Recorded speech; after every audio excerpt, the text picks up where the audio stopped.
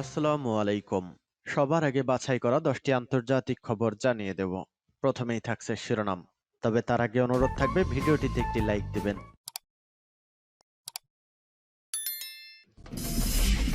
জানিয়ে দেব এই মুহূর্তে পাওয়া সর্বশেষ গুরুত্বপূর্ণ আপডেট। আন্তর্জাতিক সংবাদ। রাশিয়াকে নিয়ে পশ্চিমাদের বিরুদ্ধে মহাশক্তি বানাতে চায় চীন। এরপর জানিয়ে দেব ইসরায়েলের ধ্বংস খুবই সন্নিকটে, ইরানি প্রেসিডেন্টের হুঁশিয়ারি। এদিকে ইউরোপের সঙ্গে সম্পর্ক ছিন্নের হুমকি এরদোয়ানের। জানিয়ে দেব মুসলিমদের ঐক্যের ডাক দিলেন এরদোগান। আরো জানিয়ে দেব ইরানে হামলা হলে কঠিন পরিণতি ভোগ করতে হবে যুক্তরাষ্ট্র ও ইসরায়েলকে, হুঁশিয়ারি ইরানের সর্বোচ্চ নেতা। সর্বশেষ জানিয়ে দেব বৈঠকের আগেই যুক্তরাষ্ট্রকে হুঁশিয়ারি এরদোগানের। শুনছিলেন সংবাদ শিরোনাম, এখন বিস্তারিত। তবে তার আগে অনুরোধ থাকবে ভিডিওটিতে একটি লাইক এবং কমেন্ট করে জানিয়ে দিন এই ভিডিও সম্পর্কে আপনার মূল্যবান মতামত। আর হ্যাঁ বন্ধুরা, অবশ্যই এই ভিডিওটি আপনার ফেসবুকে শেয়ার করে ছড়িয়ে দিন আর জানিয়ে দিন আপনি কোন জেলা থেকে বা কোথা থেকে আমাদের সংবাদ শুনছেন এবং দেখছেন।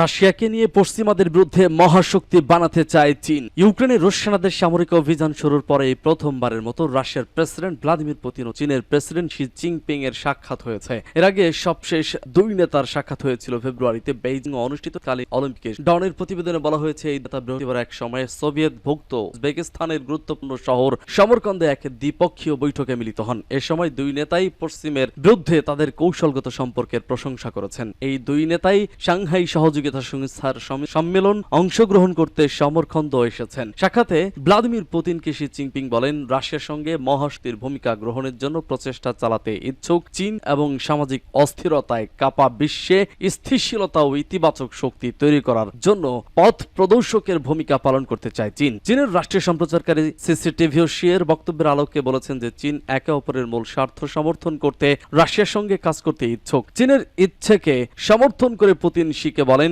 এক মেরুর বিশ্ব তৈরির প্রচেষ্টা একেবারে কুৎসিত রূপ ধারণ করেছে এবং তা পুরোপুরি অগ্রহণযোগ্য। পাশাপাশি রাশিয়ার প্রেসিডেন্ট ভ্লাদিমির পুতিন ইউক্রেনের সাম্প্রতিক ঘটনা নিয়ে চীনের ভারসাম্যপূর্ণ অবস্থানের প্রশংসা করেছেন। তবে ইউক্রেন ইস্যুতে চীনের উদ্বেগের জায়গাটাও বুঝতে পারে রাশিয়া, এমনটাই বলেছেন পুতিন।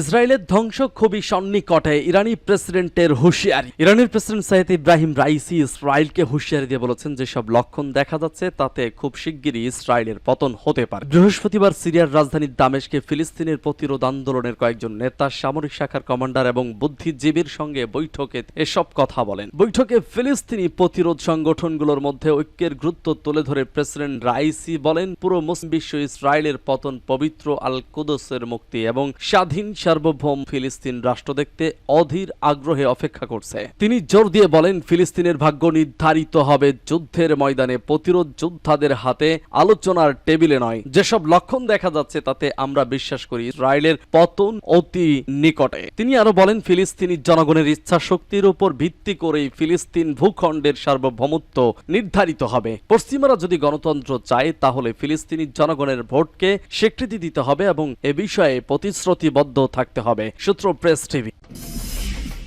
ইউরোপের সঙ্গে সম্পর্ক ছিন্নের হুমকি এরদোয়ানের। প্রয়োজনে ইউরোপের সঙ্গে সম্পর্ক ছিন্ন করতে পারে তুরস্ক, এমন হুঁশিয়ারি দিয়েছেন তুর্কি প্রেসিডেন্ট রেসেপ তাইয়েপ এরদোয়ান। ইউরোপীয় ইউনিয়নের সদস্য হওয়ার জন্য দীর্ঘদিন ধরে চেষ্টা করেছে তুরস্ক। তবে এরদোয়ান বলেছেন, প্রয়োজনে তুরস্ক ইউরোপীয় ইউনিয়নের সদস্য পদ পাওয়ার প্রক্রিয়া বন্ধ করে দিতে পারে। নিউ ইয়র্কে জাতিসংঘের ৭৮তম সাধারণ অধিবেশনে যাওয়ার আগে এরদোয়ান সাংবাদিকদের বলেন, ইউ তুরস্কের সঙ্গে সম্পর্ক ছিন্ন করার চেষ্টা করছে। তিনি ইউরোপীয় পার্লামেন্ট কর্তৃক গৃহীত সাম্প্রতিক প্রতিবেদন সম্পর্কে একটি প্রশ্নের জবাব দিচ্ছিলেন, যেখানে বলা হয়েছে বর্তমান পরিস্থিতিতে যোগদান প্রক্রিয়া পুনরায় শুরু করা যাবে না এবং ইউ তুর্কি সম্পর্কের জন্য একটি সমান্তরাল এবং বাস্তবসম্মত কাঠামো অন্বেষণ করার জন্য ইউকে আহ্বান জানিয়েছে।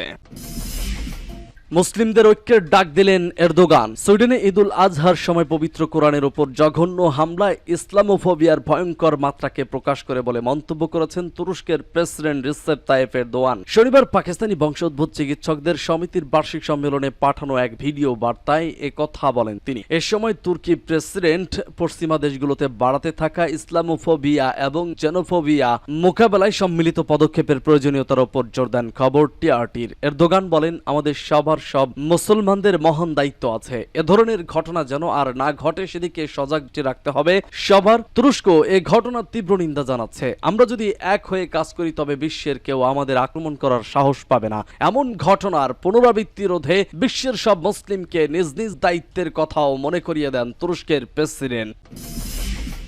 ইরানে হামলা হলে কঠিন পরিণতি ভোগ করার হুঁশিয়ারি দিল ইরানের সর্বোচ্চ নেতা। যুক্তরাষ্ট্র ইসরায়েল ইরানের পারমাণবিক স্থাপনাগুলোতে আঘাত আনতে পারে এমন খবরে কঠিন হুঁশিয়ারি দিয়েছে ইরান। শনিবার ইরানের একজন শীর্ষ সামরিক কর্মকর্তা আক্রমণকারীদের ব্যাপক মূল্য দিতে হবে বলে সতর্ক করে দিয়েছেন। ইরানের শীর্ষ নিরাপত্তা সংস্থার মুখপাত্র নূর নিউজ টুইটারে একজন সামরিক কর্মকর্তাকে ধৃত করে বলেছে, সামরিক কমান্ডারদের জন্য সত্যিকার লক্ষ্যবস্তুতে ইরানি ক্ষেপণাস্ত্রগুলো পরীক্ষা করার পরিস্থিতি তৈরি করা আক্রমণ ব্যাপক মূল্য দিতে হবে। বৃহস্পতিবার একজন জ্যেষ্ঠ মার্কিন কর্মকর্তা রয়টার্সকে জানিয়েছিলেন, ইরানের পারমাণবিক কর্মসূচি নিয়ে চলা কূটনৈতিক আলোচনা ব্যর্থ হলে দুই দেশের নেতারা যদি অনুরোধ করেন তাহলে ইরানের পারমাণবিক স্থাপনাগুলো ধ্বংস করার জন্য হামলা চালানো হতে পারে। এ পরিস্থিতির প্রস্তুতি নিতে সম্ভাব্য সামরিক অনুশীলনের বিষয়ে যুক্তরাষ্ট্র ইসরায়েলের প্রতিরক্ষা প্রধানরা আলোচনা করবেন বলে ধারণা করা হচ্ছে। এদিকে ইরানের পরমাণু কর্মসূচি অব্যাহত থাকবে জানিয়ে দেশটির প্রধান পরমাণু আলোচক ও উপ পররাষ্ট্রমন্ত্রী আলী বাকেরি কানি বলেছেন, ইরানে হামলা চালালে ইহুদিবাদীরা চিরতরে ঘুমিয়ে যাবে। তিনি বলেছেন, যুক্তরাষ্ট্র পরমাণু সমঝোতার নিষেধাজ্ঞাগুলোর পাশাপাশি সর্বোচ্চ চাপ প্রয়োগ কর্মসূচির আওতায় ইরানের যত নিষেধাজ্ঞা আরোপ করেছে সেগুলো প্রত্যাহার করতে হবে। বৈঠকের আগেই যুক্তরাষ্ট্রকে হুঁশিয়ারি এরদোগানের। যুক্তরাষ্ট্রের প্রেসিডেন্ট হিসেবে দায়িত্ব নেওয়ার পর জো বাইডেনের সঙ্গে বৈঠকে বসতে যাচ্ছেন তুরস্কের প্রেসিডেন্ট রিসেপ তাইপ এরদোগান। এ বৈঠকের আগেই যুক্তরাষ্ট্রকে হুঁশিয়ারি দিয়েছেন তিনি বলেন, তুরস্ককে এভাবে যারা কণ্ঠাসা করার চেষ্টা করবে তারা গুরুত্বপূর্ণ বন্ধুকে হারাবে। তুরস্ক ন্যাটোর শক্তিশালী এবং নির্ভরযোগ্য সহযোগী। তুরস্কের টেলিভিশন চ্যানেল টিআরটিকে দেওয়া এক সাক্ষাৎকারে তিনি একথা বলেন। চলতি মাসের দ্বিতীয় সপ্তাহে সামরিক জোট ন্যাটোর সম্মেলনে মার্কিন প্রেসিডেন্ট জো বাইডেন এবং প্রেসিডেন্ট এরদোগানের মধ্যে প্রথমবারের মতো সাক্ষাৎ হওয়ার কথা রয়েছে। এর আগেই দেশটির প্রতি এ হুঁশিয়ারি দিলেন তিনি। সাক্ষাৎকারে আঙ্কারা ওয়াশিংটনের সম্পর্ক নিয়ে প্রশ্ন করা হলে প্রেসিডেন্ট এরদোয়ান বলেন, তুরস্ককে যারাই কণ্ঠাসা করতে চাইবে তারা সবাই মূল্যবান একটি বন্ধু হারাবে। গত জানুয়ারিতে প্রেসিডেন্ট হিসেবে দায়িত্ব নেওয়ার পর থেকে এখন পর্যন্ত তুর্কি প্রেসিডেন্টের সঙ্গে সাক্ষাতের সময় পাননি জো বাইডেন। এমনকি প্রেসিডেন্ট এরদোগানকে প্রথমবারের মতো ফোন করতেও বাইডেন সময় নেন 3 মাস। এরদোগান বলেন, বৈঠকে আমরা জিজ্ঞাসা করব সম্পর্কের ক্ষেত্রে কেন তুরস্ক যুক্তরাষ্ট্র এত উত্তেজনাপূর্ণ সময় পার করছে। বেলজিয়ামের ব্রাসেলস 14 জুন অনুষ্ঠিত সম্মেলনের সাইড লাইনে এরদোগান বাইডেন বৈঠকে মিলিত হয়। তুর্কি প্রেসিডেন্ট বলেন, আমি বারাক ওবামা এবং ডোনাল্ড ট্রাম্পের সঙ্গে কাজ করে তাদের কারোর সঙ্গে এই সম্পর্ক এত উত্তেজনাপূর্ণ ছিল না। অটোমান বাহিনীর হাতে 1915 সালে আর্মেনিয়ার 15 লাখ মানুষের মৃত্যুকে গণহত্যা হিসেবে স্বীকৃতি দেন বাইডেন। এতে ন্যাটোর 2 সদস্য দেশের মধ্যে উত্তেজনা বৃদ্ধি পায়। তিনি বাইডেনের সমালোচনা করে বলেন, ইতিহাসবিদ এবং আইনজ্ঞদের এ বিষয় নিয়ে কাজ করা উচিত, কোনো রাজনীতিকের নয়। এর পেছনে বাইডেনের কোনো উদ্দেশ্য আছে কিনা জানতে চাইলে এরদোগান বলেন, তুরস্ক এ ধরনের বিষয়ের সঙ্গে অভ্যস্ত। যদি তুমি মিত্র হও তাহলে আমাদের সঙ্গে দাঁড়াও, শত্রুদের সঙ্গে নয়। কিন্তু দুর্ভাগ্যজনক বিষয় হচ্ছে তারা সন্ত্রাসীদের পক্ষ নিয়েছে, তাদের পাশে দাঁড়িয়েছে। যোগ করে রিসেপ তাইপ এরদোয়ান শক্তিশালী তুরস্ক ছাড়া ন্যাটো শক্তিশালী থাকবে না বলে উল্লেখ করেছেন তুর্কি প্রেসিডেন্ট। প্রসঙ্গত, রাশিয়ার কাছ থেকে ক্ষেপণাস্ত্র প্রতিরক্ষা ব্যবস্থা S-400 কিনেছে তুরস্ক। এ কারণে যুক্তরাষ্ট্রের সঙ্গে সম্পর্ক তলানিতে ঠেকেছে। এর মধ্যে অটোমান বাহিনীর হাত 1915 সালে আর্মেনিয়ার 15 লাখ মানুষের মৃত্যুকে গণহত্যা হিসেবে স্বীকৃতি দেন যুক্তরাষ্ট্রের প্রেসিডেন্ট জো বাইডেন। ফলে সম্পর্ক আরো উত্তেজনাপূর্ণ হয়ে যায়। এবার সে সম্পর্ক ঝালাই করে নেওয়ার উদ্যোগ নিতে চাইছেন তুরস্কের প্রেসিডেন্ট রিসেপ তাইপ এরদোগান। তিনি দুই দেশের সম্পর্ক নিয়ে যুক্তরাষ্ট্রের প্রেসিডেন্ট জো বাইডেনের সঙ্গে আলোচনা করবেন বলে জানিয়েছেন।